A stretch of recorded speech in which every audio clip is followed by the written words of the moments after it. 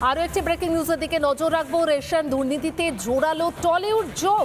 ED স্ক্যানারের Rituparna সেনগুপ্তর আর্থিক লেনদেন 2013 সালে অভিনেত্রীর অ্যাকাউন্টে বিপুল টাকার লেনদেন হয়েছে।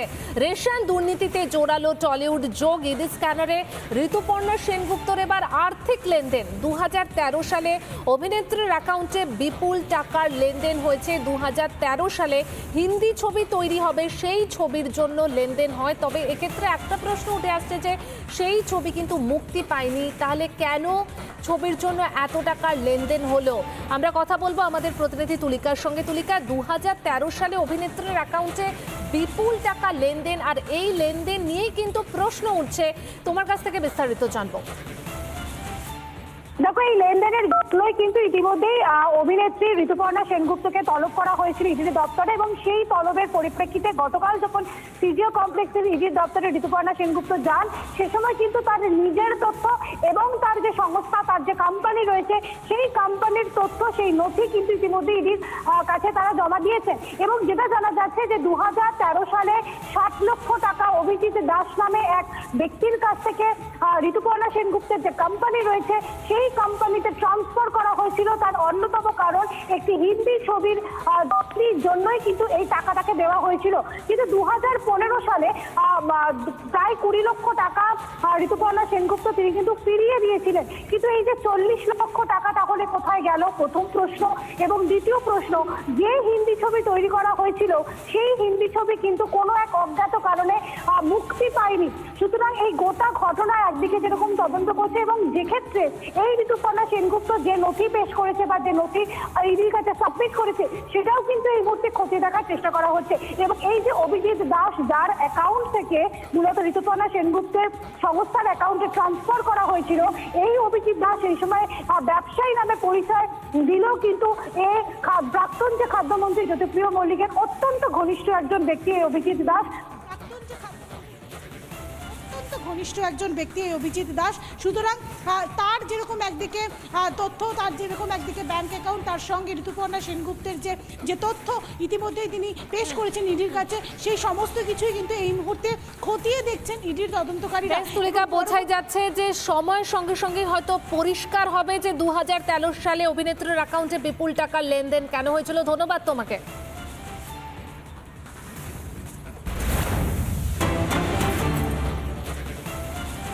এই মুহূর্তে আরও একটা ব্রেকিং নিউজের দিকে নজর রাখতে হচ্ছে। কলকাতা হাইকোর্টের রেশন দুর্নীতি মামলা, জামিন চেয়ে হাইকোর্টে জ্যোতিপ্রিয় মল্লিক। আমরা বিস্তারিত জানবো আমাদের প্রতিনিধি প্রিয়াঙ্কার কাছ থেকে। প্রিয়াঙ্কা, জামিন চেয়ে হাইকোর্টে জ্যোতিপ্রিয় মল্লিক, ঠিক কি হলো? তথ্য রয়েছে কি তোমার কাছে?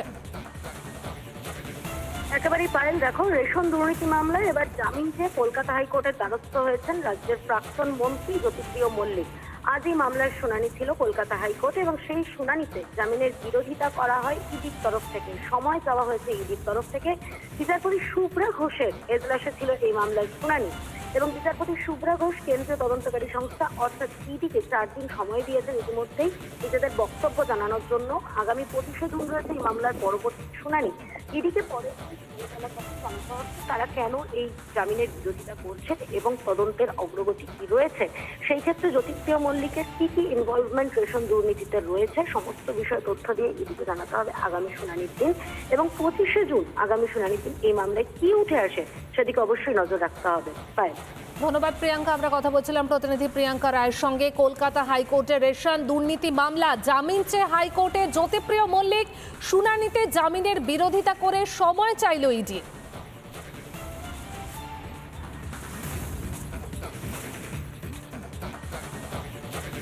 শেষ লোকসভা নির্বাচন, তার প্রচারে একদিনও দেখা যায়নি রাজ্যসভার সাংসদকে। কেন? তাহলে কি কোথাও বিষাদের সুর? কথাও বলে আবার জুতার বাড়িও মারে, তো ঠিক নয় না? এখানে কিছু অন্তর্দ্বন্দ্ব ছিল তাদের ভিতরে, বিজেপির ভিতরে কিছু নেতৃত্বের গন্ডগোল। মুখ্যমন্ত্রী আমাকে বলছেন, দেখুন, আমি তো দক্ষিণবঙ্গের থেকে বেশি বিকাশ উত্তরবঙ্গে করেছি, এই সমস্ত এলাকায় এত বিকাশ করলাম। বলে, বিকাশ যদি আপনি করে থাকেন তো জনতা জনার্দন যে আপনাকে যেটা রায় দিয়েছে সেটা আপনার মানতে হবে।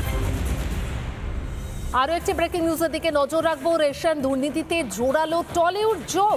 ইডি স্ক্যানারের ঋতুপর্ণা সেনগুপ্তর আর্থিক লেনদেন 2013 সালে অভিনেত্রীর অ্যাকাউন্টে বিপুল টাকার লেনদেন হয়েছে। রেশন দুর্নীতিতে জোরালো টলিউড যোগ। ইডি স্ক্যানারে ঋতুপর্ণা সেনগুপ্তর এবার আর্থিক লেনদেন 2013 সালে অভিনেত্রীর অ্যাকাউন্টে বিপুল টাকার লেনদেন হয়েছে। 2013 সালে হিন্দি ছবি তৈরি হবে, সেই ছবির জন্য লেনদেন হয়। তবে এক্ষেত্রে একটা প্রশ্ন উঠে আসছে যে সেই ছবি কিন্তু মুক্তি পায়নি, তাহলে কেন ছবির জন্য এত টাকার লেনদেন হলো? আমরা কথা বলবো আমাদের প্রতিনিধি তুলিকার সঙ্গে। তুলিকা, 2013 সালে অভিনেত্রীর অ্যাকাউন্টে বিপুল টাকা লেনদেন, আর এই লেনদেন নিয়েই কিন্তু প্রশ্ন উঠছে। তোমার কাছ থেকে বিস্তারিত জানবো।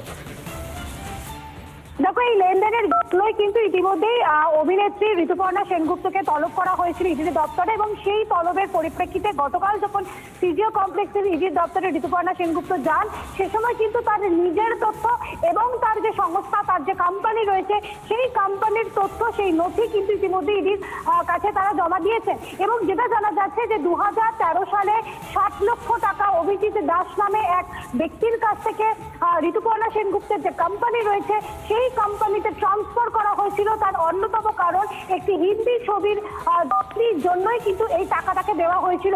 কিন্তু 2015 সালে প্রায় 20 লক্ষ টাকা ঋতুপর্ণা সেনগুপ্ত তিনি কিন্তু ফিরিয়ে দিয়েছিলেন। কিন্তু এই যে 40 লক্ষ টাকা তাহলে কোথায় গেল, প্রথম প্রশ্ন।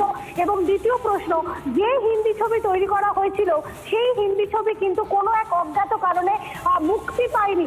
সুতরাং এই গোটা ঘটনা একদিকে যেরকম তদন্ত করছে, এবং যেক্ষেত্রে এই ঋতুপর্ণা সেনগুপ্ত যে নথি পেশ করেছে বা যে নথি ইডির কাছে সাবমিট করেছে, সেটাও কিন্তু এই মুহূর্তে খতিয়ে দেখার চেষ্টা করা হচ্ছে।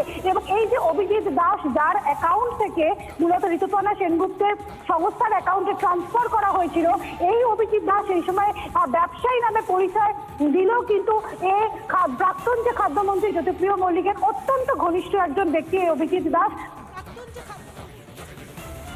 ঘনিষ্ঠ একজন ব্যক্তি এই অভিজিৎ দাস। সুতরাং তার যেরকম একদিকে তথ্য, তার যেরকম একদিকে ব্যাংক অ্যাকাউন্ট, তার সঙ্গে ঋতুপর্ণা সেনগুপ্তের যে তথ্য ইতিমধ্যেই তিনি পেশ করেছেন ইডির কাছে, সেই সমস্ত কিছুই কিন্তু এই মুহূর্তে খতিয়ে দেখছেন ইডির তদন্তকারীরা। তুলিকা, বোঝাই যাচ্ছে যে সময়ের সঙ্গে সঙ্গে হয়তো পরিষ্কার হবে যে 2013 সালে অভিনেত্রীর অ্যাকাউন্টে বিপুল টাকার লেনদেন কেন হয়েছিল। ধন্যবাদ তোমাকে।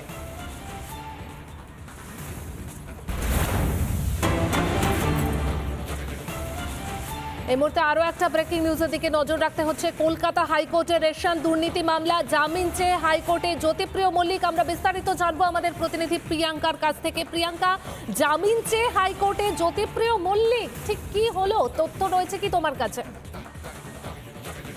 একেবারেই পায়েল, দেখো, রেশন দুর্নীতি মামলায় এবার জামিন চেয়ে কলকাতা হাইকোর্টের দ্বারস্থ হয়েছেন রাজ্যের প্রাক্তন মন্ত্রী জ্যোতিপ্রিয় মল্লিক। আজই মামলার শুনানি ছিল কলকাতা হাইকোর্টে, এবং সেই শুনানিতে জামিনের বিরোধিতা করা হয় ইডির তরফ থেকে। সময় চাওয়া হয়েছে ইডির তরফ থেকে। বিচারপতি শুভ্রা ঘোষের এজলাসে ছিল এই মামলার শুনানি, এবং বিচারপতি শুভ্রা ঘোষ কেন্দ্রীয় তদন্তকারী সংস্থা অর্থাৎ ইডিকে 4 দিন সময় দিয়েছেন ইতিমধ্যেই নিজেদের বক্তব্য জানানোর জন্য। আগামী 25শে জুন রয়েছে এই মামলার পরবর্তী শুনানি। ইডিকে পরে তারা কেন এই জামিনের বিরোধিতা করছে এবং তদন্তের অগ্রগতি কি রয়েছে, সেই ক্ষেত্রে জ্যোতিপ্রিয় মল্লিকের কি কি ইনভলভমেন্ট রেশন দুর্নীতিতে রয়েছে, সমস্ত বিষয় তথ্য দিয়ে ইডিকে জানাতে হবে আগামী শুনানির দিন। এবং 25শে জুন আগামী শুনানির দিন এই মামলায় কি উঠে আসে সেদিকে অবশ্যই নজর রাখতে হবে। ধন্যবাদ প্রিয়াঙ্কা। আমরা কথা বলছিলাম প্রতিনিধি প্রিয়াঙ্কা রায়ের সঙ্গে। কলকাতা হাইকোর্টের রেশন দুর্নীতি মামলা, জামিন চেয়ে হাইকোর্টে জ্যোতিপ্রিয় মল্লিক। শুনানিতে জামিনের বিরোধিতা করে সময় চাইল ইডি।